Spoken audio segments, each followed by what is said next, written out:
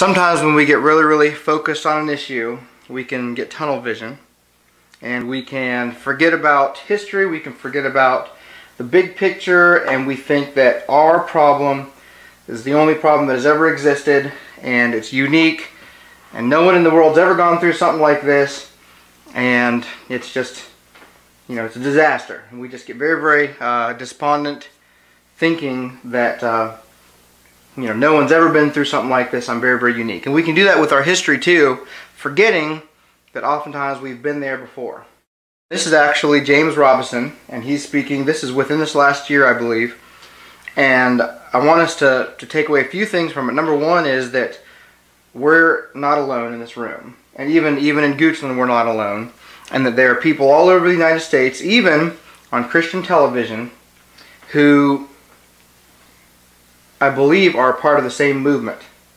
And over the course of American history, we've had one and two great awakenings. We've had two great awakenings, spiritual awakenings that affected our country. And I humbly propose that we may be entering another great awakening. Because it's not just us in this room that feel the things that we feel. It's not just us that have the same concerns. I really believe that the Lord is waking up His people to do something again. And this is just one more little piece that somewhere else, in some TV studio, somewhere else in the United States, someone has been thinking the same things that we've been thinking, and this is how he put it. Prosperity and blessing and productivity consumed by foolishness and by an invading army that walks in lockstep, diverse and cruel. And that's what we've got today, consuming all of our productivity. We've got all these strange bedfellows, but they're all putting God aside. Or they pay Him some meaningless tribute, but they don't love Him and love others. And they try to justify all manner of evil. They call good evil and evil good. We desperately need healing. So it reminded me, as I've said, God, I've watched You do miracles. It reminded me years ago. I mean, I'm in my mid-30s. And Billy Graham called a prayer meeting. And about 8 or 10 of us gathered. I've told you before, Charles Stanley and Adrian Rogers and others that you would know just came together, but it was primarily Billy's heart. He said, we've got 1,000 days of freedom. I've heard God. The Soviet threat is going to take freedom down in the United States and around the world. I stood in Moscow and I heard it. Bill Bright was there too. The two of them asked several of us to come and pray for 2 days. And Bill Bright said, I heard exactly the same thing. And they said, we've got to pray. And they said, we've got to have principled leadership. Not just people who talk religion, but principled leadership that can communicate with conviction what needs to happen. A series of miracles occurred. Billy said, I have to sit in the background and pray. I remember so clearly how Charles Stanley and Adrian Rogers and I and a few others said, we'll lay our lives down to speak truth to this nation. Had a great prayer meeting in Washington in the spring. It was called Washington for Jesus, nearly 1 million people. And God led me to call a meeting called the National Affairs Briefing. And invite all the presidential candidates that would be on the scene at that time. Only one said he would come. And none of his advisors wanted him to come. They were 100% against it. I think maybe Jerry Naylor, who was the events coordinator, who took Buddy Holly's place when Buddy Holly and the Crickets, when Buddy Holly died, Jerry came in as the lead singer. I think he wanted him to do it. But Reagan knew God wanted him to do it. So he joined me for what was called the National Affairs Briefing. The media reported that 50 million people were impacted by what happened there. The whole community of faith and people that love freedom. And I preached. Then Governor Reagan sat and listened, along with the 17,000 other people in Reunion Arena. It was a miracle answer to prayer. Let me tell you what it did. It began a movement of transformation in thinking that saved freedom. here in the United States, around the world, and brought down the Soviet threat. Let's look in on that meeting. One of the most outstanding preachers in our country has preached to over 10 million people, 500,000 people that profess faith in Jesus Christ, the Vice President of the Round Table, the man who was greatly responsible for this meeting coming to pass. One of God's great servants in this time. Won't you welcome James Robison? I really appreciate the fact that I know you are not applauding men tonight. I am convinced that you are applauding the greatest country on the face of this earth, and you want it to remain the greatest country on the face of this earth.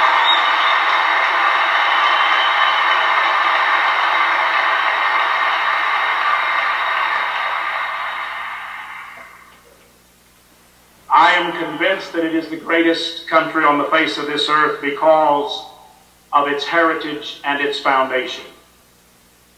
Proverbs 29, verse 2.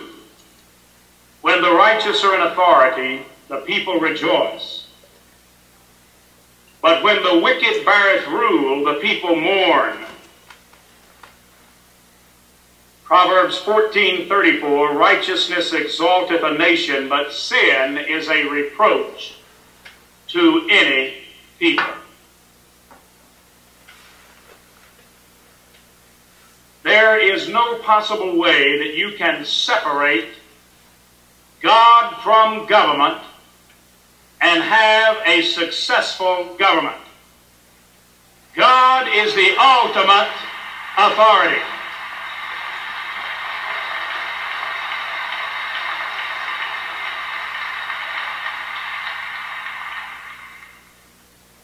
I tire of the constant reference to Christians and to religious people and the term separation of church and state implying that if you belong to a church or if you claim faith in God and believe in God, you are to have no basic influential part in political activity or policy making.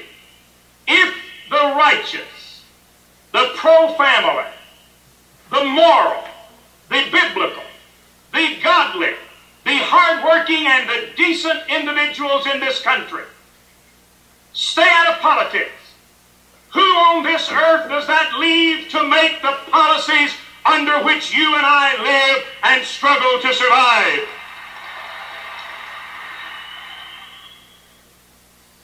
Neither our founding fathers or Jesus Christ initiated the godless interpretation of separation of church and state as it is presently presented to so many American people. For Jesus said, you are the salt of the earth. If we live in unsavory times, and we do, it is because there is a deficiency of the sacred salt that gives flavor to all life on this earth. We must begin to literally penetrate every area of our society. Yes, even the political area. How do you expect the godly, the decent, the moral, those who have not sold out to some special power or special interest group, how do you expect them to get elected if godly people do not support them and vote for them? How can you expect any politician or any political candidate to stand for principle if the people who believe in principle don't even vote and stand behind them? We're the guilty ones.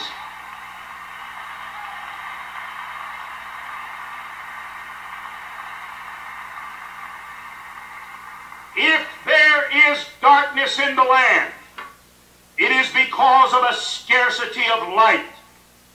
Jesus said, put the light on the lampstand, not under the bushel. I would highly suggest you read the book sometimes. It won't hurt the media. It won't hurt politicians. There is marvelous healing in this book.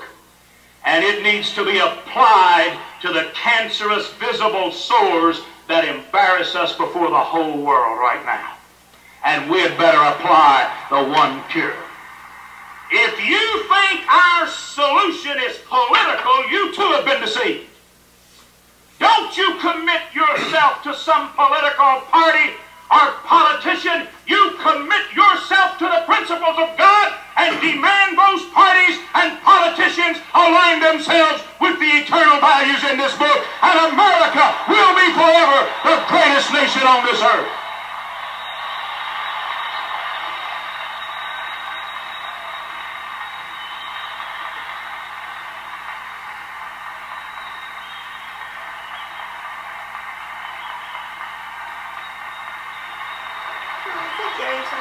Yeah.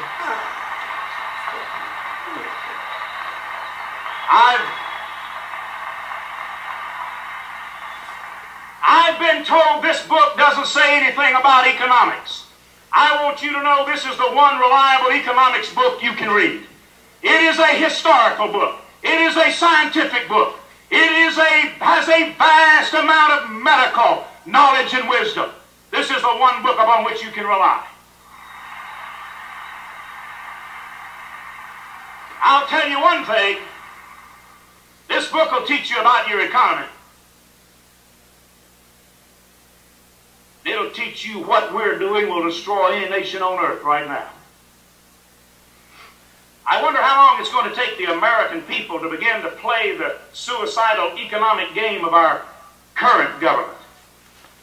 Suppose at tax time next year we find ourselves a little short. Why not just take a roll of toilet paper, unroll it, and print up some more money if you're short? That's what they do when they need money. And the money they're printing is as worthless as toilet tissue. Wait a minute. Wait a minute. Would you dare to suggest that people print up money that's deflated and worthless? You'll be locked up. What I want to know is, when are we going to get smart and lock up the people that are paying their bills with valueless money by printing it up whenever they need it? Who's going to lock up that unbridled, excessive, uncontrolled federal government? You better believe it.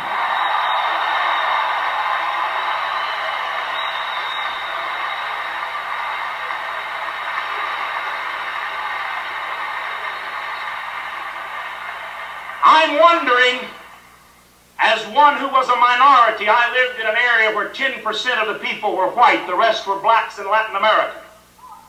I was a minority. I was poor. I was very poor. I didn't need a handout. I needed someone to put a hand out and get involved with me. And before you applaud, I want to address the hypocrisy in this room. You want to know why we've got such a terrible, terrible attitude right now toward the needy in this country? And we've been deceived into believing that the government can spend our way out of debt and pay off the poor. Where are they going to get all that money they're promising now recently? The billions and billions of dollars. Where are they going to get all that money? Who's going to produce it? Don't you know the government doesn't produce anything and was never intended to? It's a protector. It's not a provider, and it's certainly not a producer. It's a confiscator and a consumer and a disperser of your wealth. It produces nothing. And it will function best when it functions least. It is a regulator. It is not a provider. And certainly not a producer. I'd like to know what on earth ever gave the politicians the idea they could run our business. Look what a mess they've made of their business. I wish they'd butt out of our business.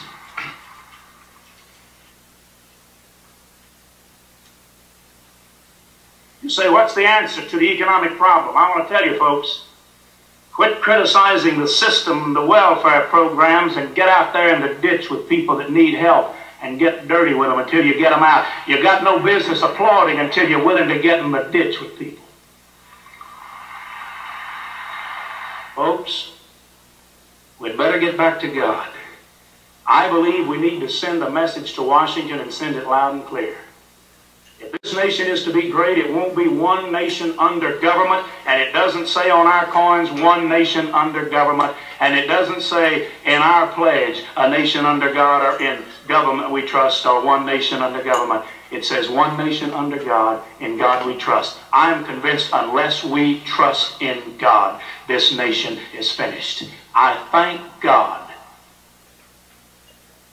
Mr. Reagan was willing to come here tonight because it took a lot of concern about what you think and a lot of courage for him to walk in here tonight and speak to you. And I want to thank him for coming. May God bless America, because America once again blesses God. Thank you, and God bless you.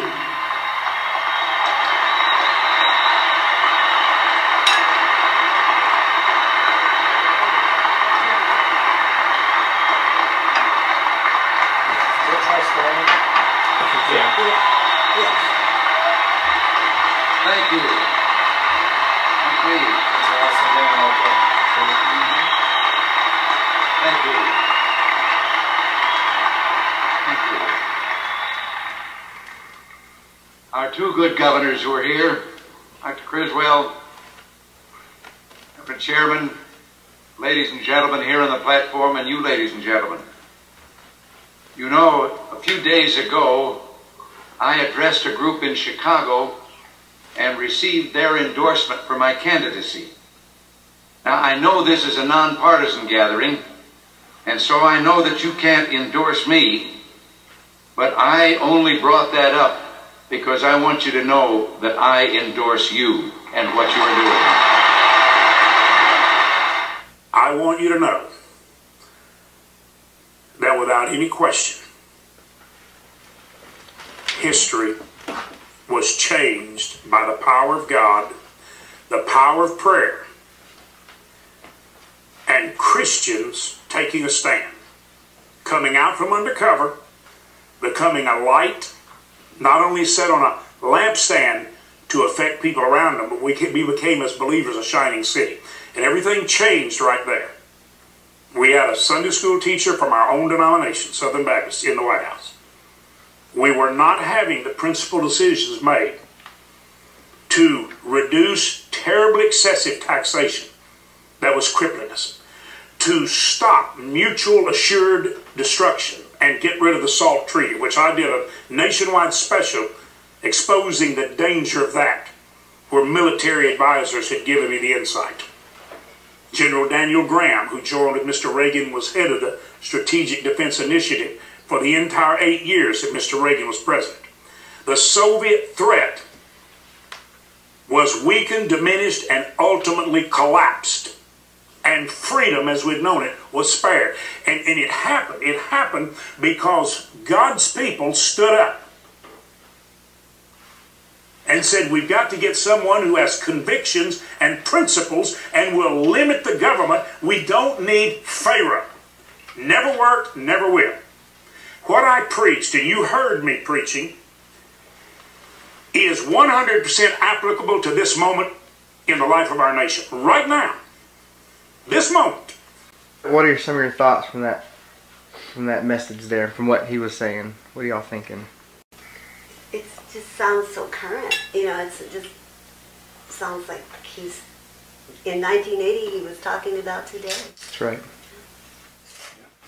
That's right. Yeah, talking about printing off more money, and it's sort of worth, you know, toilet paper. I mean, that was in 1980, 34 years ago.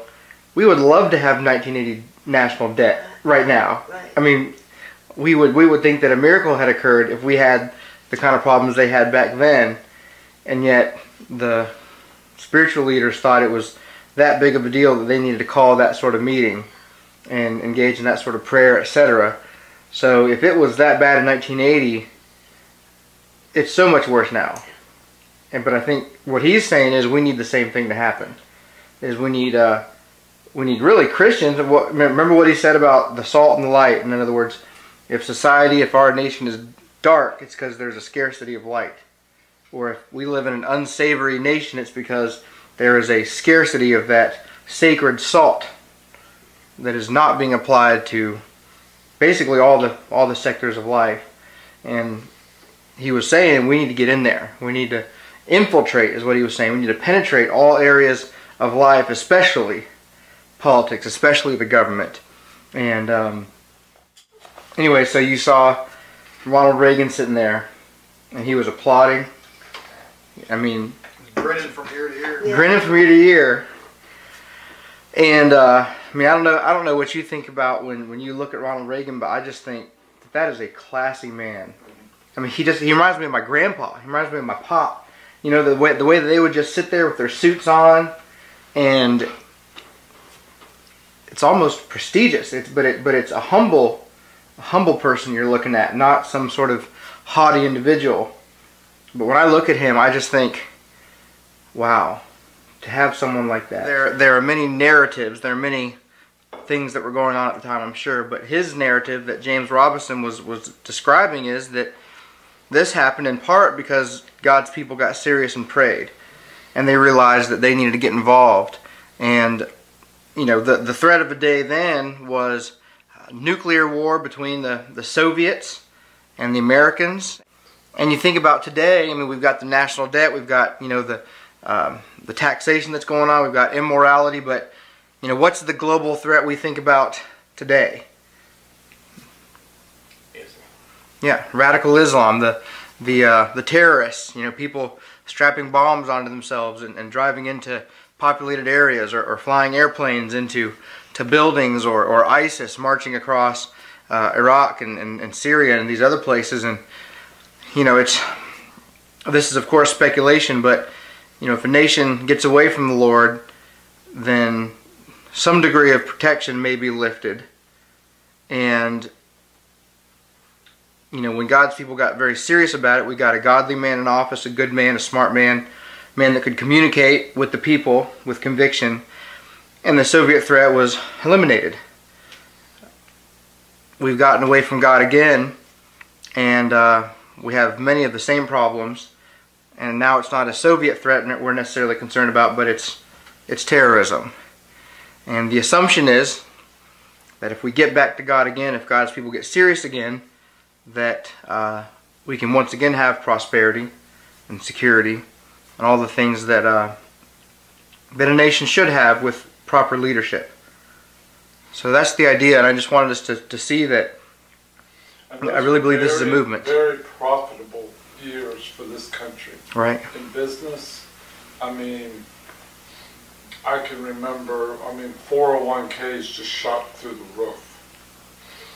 And they were very, very profitable years for America. Right. Right. And really, there's nothing that says it can't happen again. There's nothing that says it can't happen more. I've never seen that. That's awesome. It's pretty good. And that's just more evidence that I think God is doing something. You know, because it's not just us in this room, it's not just the concerned individuals that you talk to on a regular basis, but all across the country, people are waking up, people with the Holy Spirit in them, realizing something bad is happening and we need to do something about it.